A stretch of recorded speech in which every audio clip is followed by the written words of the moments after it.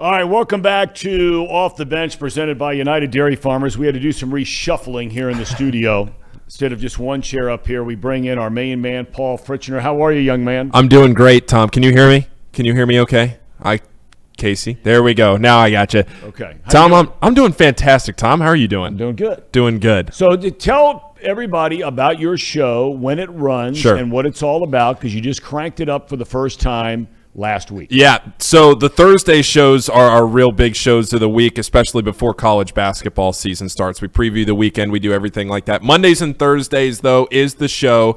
2 p.m. right here on the same channel. If you're watching it here on the Chatterbox Sports YouTube channel, you can just stay on at 2 o'clock. We'll go live. You're also going to be able to find it on Apple Podcasts, Spotify, Stitcher, everywhere that you can subscribe to Tom's show on podcasts. You can subscribe to Not Too Picky as well. But yeah, Mondays and Thursdays, the Thursdays show are loaded with weekend content, picking every area game as well as national games. And then the Monday shows, we recap that. We talk about, we mix in some FC Cincinnati content. We miss all that in our shows.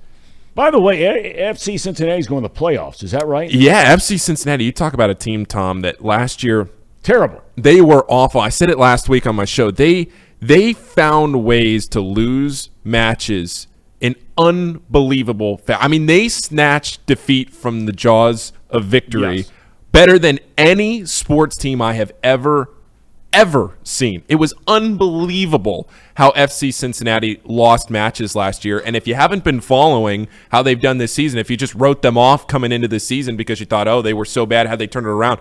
They're in prime position for a playoff spot. They played an international friendly last night, so they haven't been playing MLS matches. They'll pick that up again next week. But, yeah, they're in prime position for a playoff spot. That'd be great. You'll keep us up to speed on that. All right, now listen. The only time you came on our show, you had the I think the prediction of the weekend for the opening weekend of the NFL, when I think your word was sprinkle, Tom, a little bit on the money line, right? Yes. For the New York Football Giants. No, it was Kentucky. It was Kentucky over Florida. I thought it was a Giants. It's Kentucky over Florida. Kentucky over Florida. I'll take credit for the Giants pick, though, if you want to give it to me. I thought you did say the Giants. You know, I should have just rolled with it. Okay. Giants. I had the Giants, too, Tom. You did. All right, I want to ask you about some bets tonight. We just did our picks. Okay. And I know you're going to be doing this on your show later. Absolutely. But I'm just curious. Okay. Casey and I took the Browns giving 4. That's the most recent updated line on tonight's game. Yep. Browns at home giving 4 to the Steelers. Your thoughts on that? Brandon went with the Steelers. Tom, I think you and Casey are very smart gamblers on that pick. Brandon, I don't know.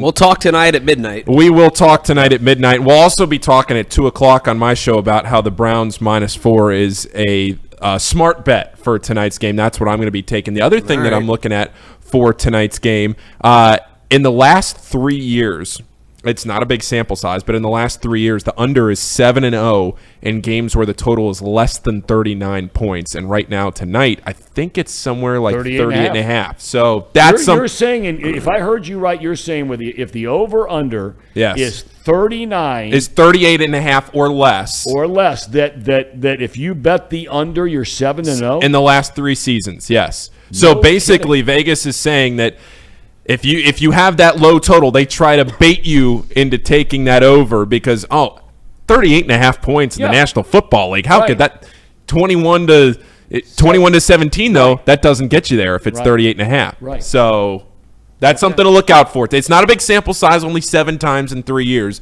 But if you're a trends better, that's something to look at. All right, I'm going to ask you the Bengals this weekend. Okay. Last I saw, that was -5. Cincinnati a favorite. Is that roughly where that is, and your thoughts on that, if any? Yeah, it opened up, I think, Bengals somewhere in the 4 or 4.5 range. It's moved toward the Bengals at 5.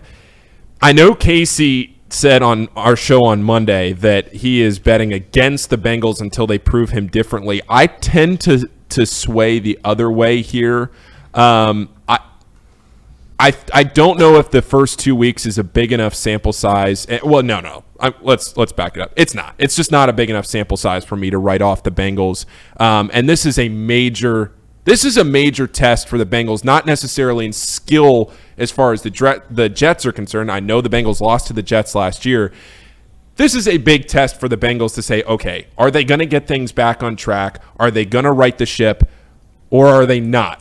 Are these just not the Bengals that we were expecting coming into this season? And I think this is a big opportunity on the road in New York against a Jets team that just beat an AFC North opponent. Granted, they were down by 2 scores with less than 2 minutes to go. Probably shouldn't have won that game. Well, first time in 21 years. Yeah, I mean, the Jets had no business winning that game, and they did. Credit to Joe Flacco for what he did in the last 2 minutes of that game. But a lot of things had to go right for the Jets to win that game, as it had to go right for them last year when they beat the Bengals in that game too, if you remember that. So all of that is to say I'm going to try my luck with the Bengals one more time this week. Giving 5. Yes. Under a touchdown. The Bengals were touchdown plus favorites right in that 7-8 range in the first 2 weeks.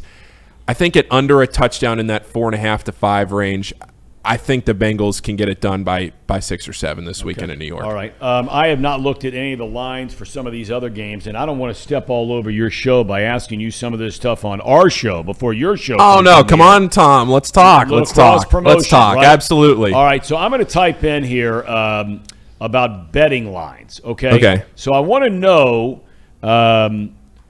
about a couple of games that we are going to be picking tomorrow. Okay. College games?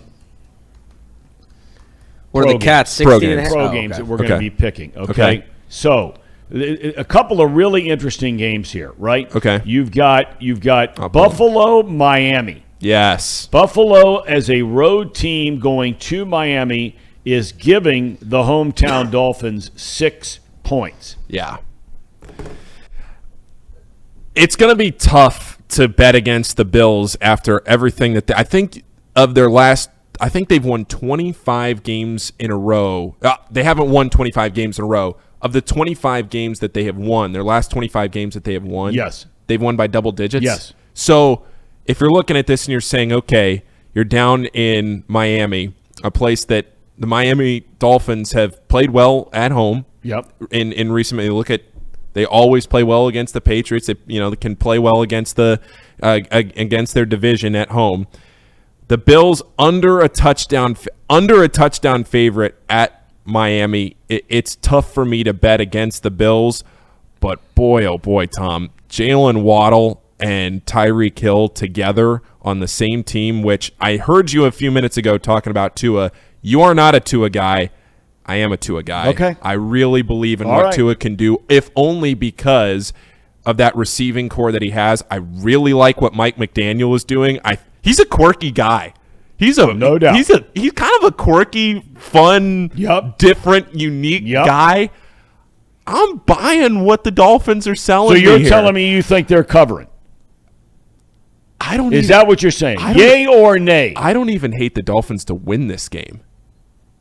You would consider a sprinkling money line on the Dolphins? I think if there is a value bet on the money line this weekend in the NFL at plus 200, the Dolphins at home with that receiving core, it's going to be a high-scoring game. The total is at 52.5. I don't hate it. Sometimes you put in a bet on the money line and you just think to yourself, okay, maybe there's some value there. I don't know if it's going to hit. I don't think you're an idiot if you take the Dolphins on the money line. I know the Bills are a juggernaut, and some people listening are just shaking your heads right now, but I don't hate it. I'm an idiot for taking the Steelers? Because you said it wasn't a smart bet. I am way more here's what I'll say. I am way more confident in the Browns -4 than I am in the Dolphins to win this game. All right, but you didn't answer the question if I'm an idiot. I don't want to be mean to you, Brandon. All right. You've made smarter picks before, though. Yeah, well, I do lead. It's too nice of a way to say it, Paul. If you're going to come on the show, you got to just call it like it is. I do lead the standings. I don't know if anyone remembers. You do lead the standings. That's what I'm saying. You've made smarter picks before. And so I have a question for you. Okay, Casey. Am I making the right decision by picking the Browns? Like, so you think I'm smart, right? Yes, I think you're very smart. Literally seconds before making that pick, I had him switch it from Browns. And that's why you two are going to lose the pick, and I'm going to win it. Absolutely. Absolutely. What is the mentality? Has there ever been a study involved? You're being too picky. Because anybody who gambles on sports, okay? Yeah. they'll look at something. Case in point, Exhibit A is Casey, right? And everybody who's involved in some kind of gambling, you do this where your initial gut says bam, right? And then all of a sudden you start getting bogged down and you're thinking about it, and the line changed to half a point, and all this kind of, and then all of a sudden you shift. Are there any studies about that at all, or maybe that's something you just can't qualify or quantify of the gut and then the change of the gut? Well, I think if you look at how the line moves through the week and you think to yourself, what is Vegas trying to bait you into doing? And that goes back to what I was just talking about with the over-under at less than 39 points. You look at a spread that's 38.5 points in the NFL. How in the world does that not hit? But we talk about this a lot where, Trace Fowler talks about this a lot. And we all sit around when we're looking at picks and we think, okay, what does Vegas want you to do? When they throw that fishing lure out, when Casey's dad puts a bet on the end of that fishing lure and he throws it out there and he tries to reel you in with some kind of a bet on the end of that line, and he says to himself, okay, we always say in gambling, the house always wins. Well, why does the house always win, Tom? It's because as the general public, without a system, without some sort of data to back it up, if you just go with your gut, you're never going to win in the long haul. You're never going to win in the long haul just going with your gut. But if you have a system, if you have something that you consistently do in the long haul, there are ways to beat the system. Good gamblers win at 50. The best gamblers win at 55 to 56%. Think about that. The best gamblers in sports gambling, the best ones, the professionals that can move the line. We heard on our show on Monday, I had Simon Hunter on from the Action Network, and he was talking about how $1 million from the public, just you, me, anybody, betting, the public could bet $1 million and move the line a half a point. But a sharp bettor walks into a casino with 10 grand, 20 grand, and puts a bet down. That could also move the line a half a point. It's just knowing your trends and knowing what to look out for. The more you do it, the more you learn, the better you're going to be. But to go all the way back to your point about, just the gut feeling and whether that pays off in gambling, I don't think that just the gut feeling, you have to have something there to back it up. But sometimes you just look at a line and you say, what's fishy about this? Mm-hmm. Why is 38.5? Yep. Why are they setting this low? Why does this that's the one thing. Why does this make so much sense? And does it make too much sense? Yeah. Well, what was the percentage for good gamblers, the best gamblers? What was their percentage of winning? In the long haul, over thousands of picks, Brandon. Over thousands of picks. The best gamblers win at about 56%. All right, I'm at 62.5% to start. Well, that's very good. It won't last. So, all right. What's your Tom? You're at like 10%. It'll bear out over the weekend. Tom's at like 10%. Right? All right. The last one I want to ask you about is because I think this is another really interesting game. We're going to be picking this game. Okay. Last one I want to ask you about. The Ravens are giving New England 2.5. Yeah. And Baltimore is a road team giving 2.5 to the Patriots. Both teams 1-1. Ravens should be 2-0. Under a field goal, I like the Ravens here. Under a field goal, I like the Ravens to cover on the road. I know it's Bill Belichick, but sometimes there's only so much you can do. I'm selling the Patriots. I think that this is a Patriots team that finally you're sort of seeing the Patriots come back down to earth. We've seen that already to a certain extent, but I think the Patriots are starting to come back down to earth. The Ravens had the disaster of the century this past week. Maybe you say, is there a little bit of a hangover there? I just don't think so. I don't really buy into that at the professional level. I definitely buy into the hangover at the collegiate level. I think that there's a big difference there between a week-to-week hangover at the NCAA level. Well, you're talking about 18 to 22-year-old young men versus 24 professionals to making millions of dollars. Right.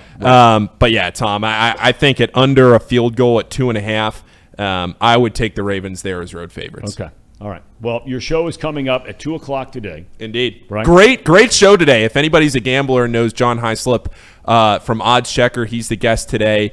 He's a great guy. Great Twitter follow. He'll be on. Loaded show. I think we have like 20-some picks we're making. Reed will be on too. So a lot of fun today, 2:00. And gambling right here in the Buckeye State becomes sports gambling. Yeah. Becomes legal on midnight, New Year's Eve.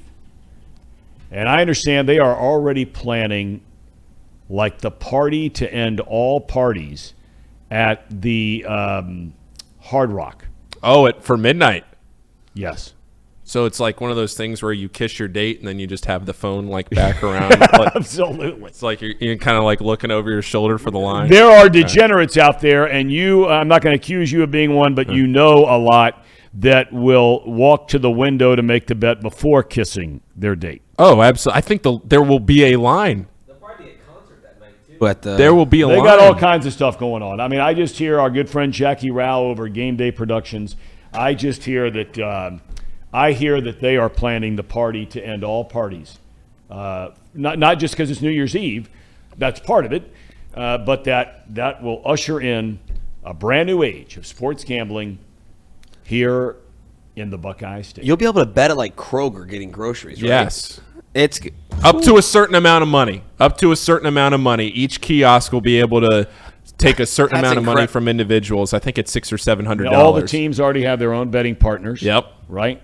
And there will be Bengals, sports books in the stadiums. Yeah, that's what I mean. Yeah. Yeah. Okay. Paul, good luck today, brother. Hey, thanks Tom, for coming in. Great as always. Absolutely. Thank you. Really enjoyed it. So we'll take a break, and I understand we have a multi-award-winning rendition outside of me doing the gritty of our Cherry on Top segment. Can't wait. All right. That's coming up next. Stick around.